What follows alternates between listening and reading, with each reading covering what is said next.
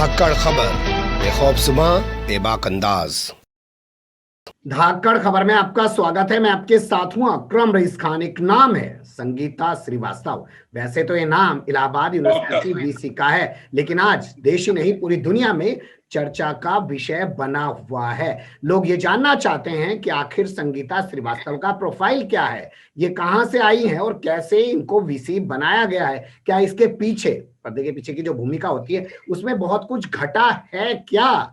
क्योंकि आजकल इन्होंने अजान को लेकर बवाल मचा रखा है। इनका कहना है कि बगल में जो मस्जिद है उसके लाउड स्पीकर से सुबह 5:30 बजे अजान आती है और उसकी आवाज से इनकी नींद टूट जाती है, फिर इनकी आंख नहीं लगती, सारे दिन इनके सर में दर्द रहता है और ये काम नहीं कर पाती हैं। इसको लेकर आपके सामने आपका चैनल धाकड़ खबर लगातार कई खबरें रख चुका है, लेकिन आज हम इलाहाबाद हाईकोर्ट के एडवोकेट रितेश श्रीवास्तव जी के साथ जूम पर कनेक्ट होने जा रहे हैं। उनसे पूछेंगे संगीता श्रीवास्तव जी के प्रोफाइल के बारे में। इनका मामला 2000 में इलाहाबाद हाईकोर्ट में पहुंचा, क्यों पहुंचा और 2002 में इलाहाबाद हाईकोर्ट से क्या जजमेंट आया और उसके बाद इनको कैसे बेनिफिट पहुंचाए गए और आज तक बेनिफिट पहुंचाने का जो सिलसिला है वो लगातार जारी है। 2002 में जब बेनिफिट पहुंचाया गया तब भी भाजपा की सरकार थी उत्तर प्रदेश में और आज भी वर्तमान समय में भाजपा की सरकार है। तो क्या इस पस मंजर को भी ध्यान में रखा जा सकता है या इनका और भी कुछ बैकग्राउंड है, वो इन्हीं की जबानी जानेंगे। बहुत शुक्रिया सर वक्त देने के लिए। नमस्कार। मेरा पहला सवाल आपसे ये है कि संगीता श्रीवास्तव जी जो हैं, इनका मामला 2000 के आसपास जो इलाहाबाद हाईकोर्ट में पहुंचा था वो क्यों पहुंचा था और इन्होंने क्यों इलाहाबाद यूनिवर्सिटी पे मुकदमा किया था? रेगुलराइजेशन कराने के लिए 1989 में डॉक्टर संगीता श्रीवास्तव एक गेस्ट लेक्चर के रूप में अपॉइंट हुई। फिर इन्होंने अपनी सर्विसेज रेगुलराइज करने के लिए, क्योंकि एग्जीक्यूटिव काउंसिल ने इन्हें डिस्क्वालीफाई किया था, जी एक रिट पिटीशन फाइल की थी जी जो 2002 में डिसाइड हुई। उसके निर्णय के आलोक में फिर ये अपॉइंट हुई जी और 2002 में ही होम साइंस डिपार्टमेंट एक इंडिपेंडेंट डिपार्टमेंट बना जी जिसकी हेड ऑफ डिपार्टमेंट भी हुई 2002 में ही। तो इनके लिए अलग से होम साइंस डिपार्टमेंट अलग से बना दिया गया और उनको इसका हेड भी बना दिया गया। लेकिन यहाँ सवाल ये पैदा होता है कि आगे जो एग्जीक्यूटिव काउंसिल थी यूनिवर्सिटी की वो इनको इस काबिल क्यों नहीं मान रही थी? इसके लिए तो एग्जीक्यूटिव काउंसिल के पूरे डिटेल्स में जाना पड़ेगा। उसके लिए पूरी जजमेंट है, मैं रिपोर्टेड केस है तो देखा जा सकता है। लेकिन बेसिक जो बात थी जी, इन्होंने कहा कि 12 साल तक मैंने कंटिन्यूअसली वर्क किया जी और जो पोस्ट थी वो वैकेंट थी काफी समय तक जी। हमारा अच्छा एकेडमिक रिकॉर्ड था, कोई डिस्प्यूट नहीं था जी। लेकिन विश्वविद्यालय का मानना था कि ये न्यूनतम योग्यता नहीं रखती जी जिस समय जी इनका अपॉइंटमेंट हुआ, जी, लिहाजा उन्होंने उनको जी रेगुलाइज नहीं किया एग्जीक्यूटिव काउंसिल।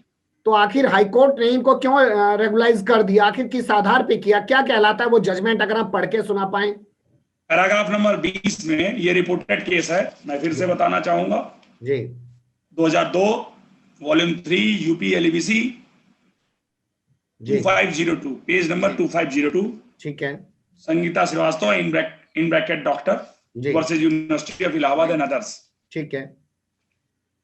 पैराग्राफ नंबर 20 में माननीय उच्च न्यायालय ने लिखाया है जी, in our opinion, since the university has taken continuous work for more than 12 years from the petitioner, it cannot reject the claim of the petitioner on the ground of qualification, in bracket, although this ground itself is misconceived and incorrect, bracket closed, when she has gained such vast experience.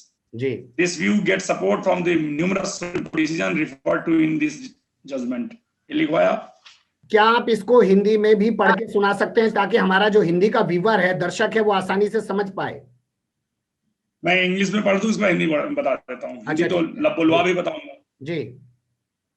फिर paragraph number 32 में कहा कि ordinary suitability is to be judged by the executive council. कोई व्यक्ति योग्य है नहीं योग्य है ये एग्जीक्यूटिव काउंसिल तय करेगी। कोर्ट ने कहा सामान्यता तय करती है and not by this court. इस द्वारा ये नहीं तय किया जाता। जी नहीं किया जाता। जी but what are we to do when the executive council acts in apparently unfair manner. जी लेकिन अगर एग्जीक्यूटिव काउंसिल अनफेयर मैनर में अगर कोई कार्य करती है जी तो हमें क्या करना चाहिए, जी न्यायालय को क्या करना चाहिए, जी जैसा इस केस में हुआ है। जी फिर कोर्ट ने this court is a court of justice, ठीक है। या न्यायालय है। जी No doubt it has to be justice, it has to be justice based on law, ji but the court will interpret law in a way that leads to justice and not injustice. ठीक है। तो अदालत न्याय के लिए कानून को पढ़ेगी, कानून को इंटरप्रेट करेगी, न्याय न कि अन्याय के लिए। तो इसके बाद उन्होंने ये आगे लिखवाया कि वो पात्र हैं और वो सारी रिक्वायरमेंट्स जो हैं उसको फुलफिल करती हैं। जी कंसर्ट एक्ट की धारा 31 जी में सारी जो न्यूनतम योग्यताएं हैं वो पूरी करती हैं। ये कहलाते हुए जस्टिस मार्कंडे कार्जुन साहब ने जी ठीक है और जस्टिस राकेश तिवारी साहब की डिवीजन बेंच ने ये तय किया था। ठीक है, तो डिवीजन बेंच ने एग्जीक्यूटिव काउंसिल के फैसले को पलट दिया और डॉक्टर संगीता श्रीवास्तव के हक में फैसला सुना दिया, उनको रेगुलाइज कर दिया और वो उसके बाद एक होम साइंस डिपार्टमेंट अलग से बनाया गया, उसकी हेड बना दी गई। लोग कहते हैं ये जो जजमेंट आया इलाहाबाद से इसलिए क्योंकि इनके पति हाईकोर्ट में जज थे, क्या ये भी कुछ है क्या मामला ऐसा? मैं इस तथ्य पर बोलना नहीं चाहता जी। हाँ, ये तथ्य एक है कि इस समय माननीय न्यायमूर्ति श्री विक्रमनाथ जी माननीय गुजरात उच्च न्यायालय के माननीय मुख्य न्यायमूर्ति हैं, जो पहले हमारे अपनी अदालत माननीय उच्च न्यायालय इलाहाबाद में एक न्यायमूर्ति के रूप में कार्य कर चुके हैं। ठीक है, चलिए आप नहीं बोलना चाहते अलग बात है, लेकिन जानकारी आपने दी इसके लिए बहुत शुक्रिया। तो यहाँ इनके लिए अलग से डिपार्टमेंट बनाया गया और इनको हेड बना दिया गया और उसके बाद 2018 में जब इनको राजेंद्र सिंह रज्जू भैया यूनिवर्सिटी का वाइस चांसलर बना दिया गया राम नाईक राज्यपाल के जरिए, तो आप लोग इनके खिलाफ प्रदर्शन क्यों करने लगे थे? नहीं, वो उनके खिलाफ प्रदर्शन शुरू से नहीं था, वहां व्याप्त था भ्रष्टाचार उस विश्वविद्यालय में। तो स्टेट यूनिवर्सिटी जब इलाहाबाद विश्वविद्यालय केंद्रीय विश्वविद्यालय हो गई तो और सारे जो कॉलेजेस थे आसपास के उनकी संबद्धता जो हो गई वो professor Rajendra Singh state university से हुई। ठीक है। उसके बाद जब ये उसकी वाइस चांसलर बनी तो इनके समक्ष बातें लाई गई, इनके संज्ञान में लाई गई।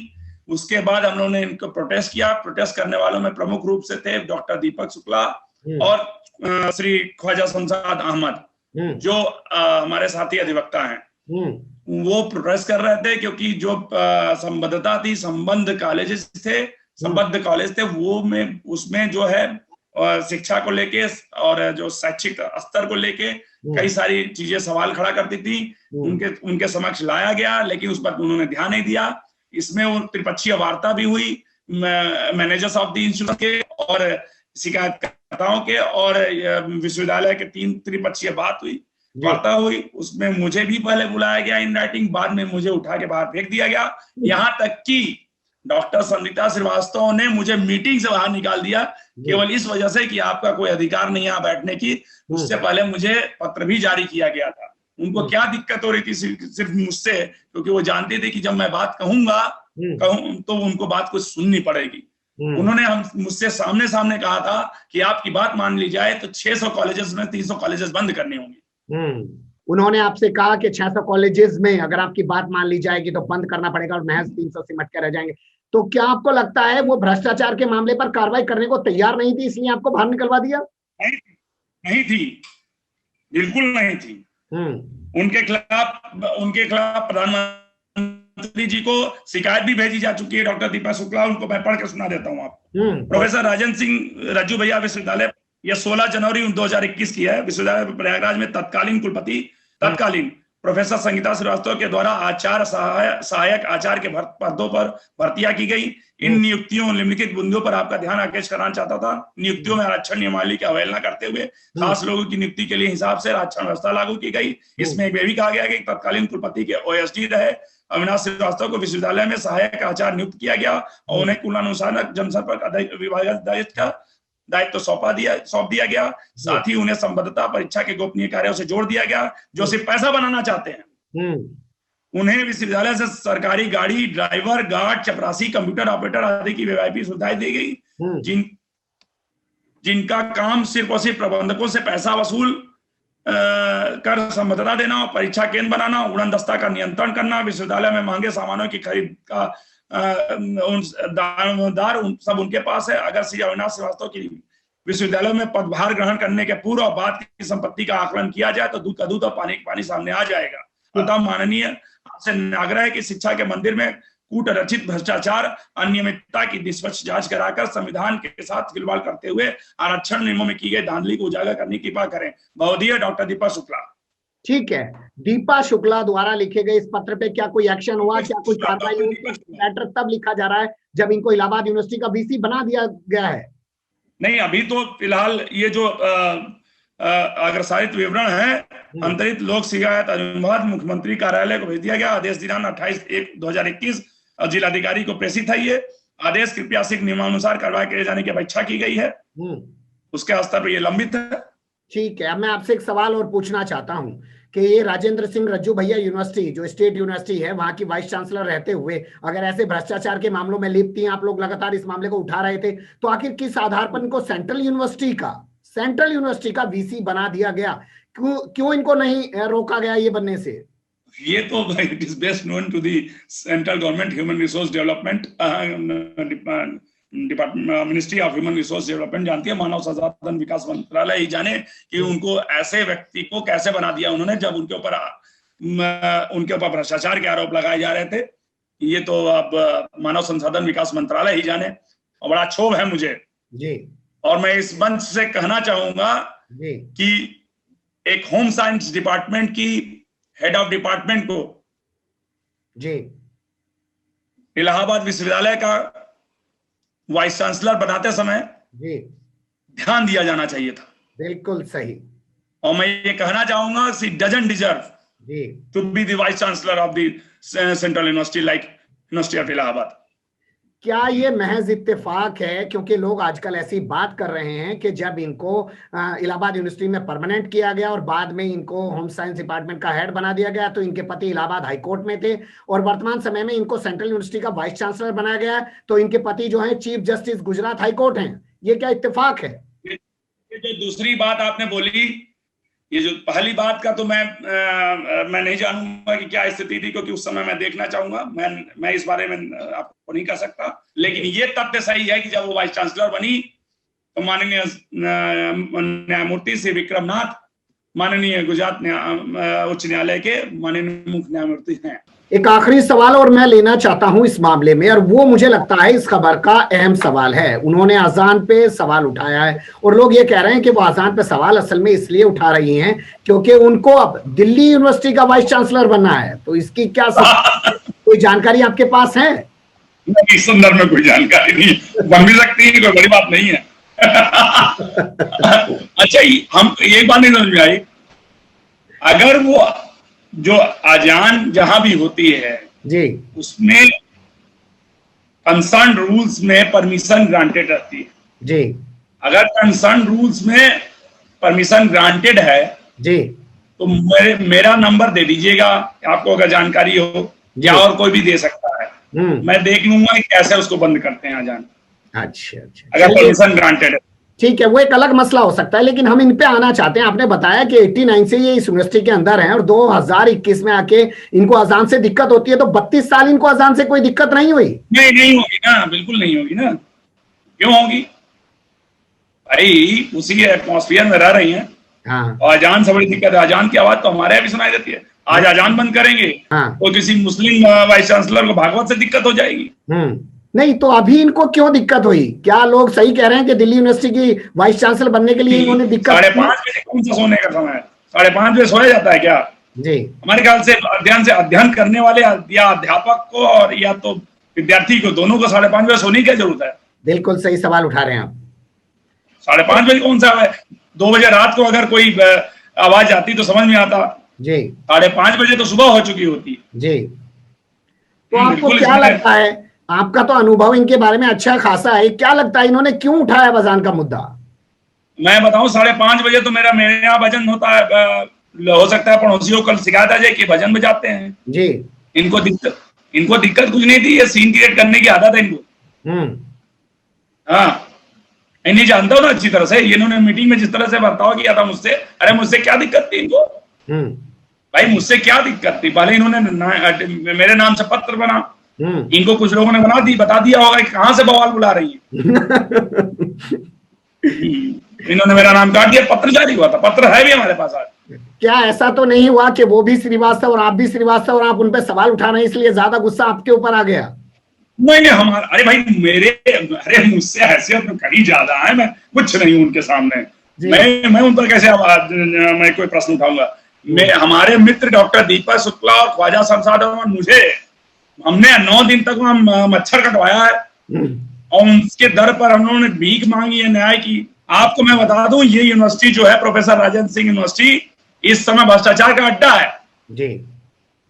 इससे संबंधित जितने भी कॉलेजेस है, जितने भी मतलब महाविद्यालय हैं, उनमें से मैं सबको तो नहीं बोल सकता क्योंकि ओवरऑल एक्सेप्शन सभी जगह है अपवाद, लेकिन भ्रष्टाचार का अड्डा है।